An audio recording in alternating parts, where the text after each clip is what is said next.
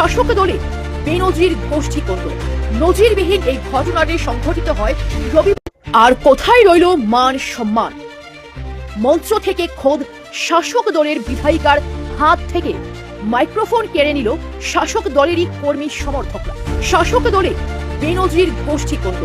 নজিরবিহীন এই ঘটনাটি সংঘটিত হয় রবিবার বিকেল 3:30 কমলাসাগর বিধানসভার মতিনগর। মূলত নবাদুল বণিকের বিরুদ্ধে কথা বলতেই এক প্রকার তাড়িয়ে দেওয়া হয় স্থানীয় বিধায়িকা। এতদিনের ঠান্ডা লড়াই, গোপন কুন্দ এবার প্রকাশ্যে উপভোগ করল কমলাসাগর বিধানসভা সহ গোটা রাজ্যবাসী। মঞ্চে মাইক হাতে স্থানীয় বিধায়িকা উত্তেজিত হয়ে তার দলের রাজ্য নেতা টিআইডিসি চেয়ারম্যান নবাদুল বণিকের উপস্থিতিতে বলতে থাকে, কে নবাদুল বণিক? এই বিধানসভার কে সে? কেন ফ্ল্যাক্সে বিধায়িকার নাম নেই? নবাদুল বণিকের নাম কেন?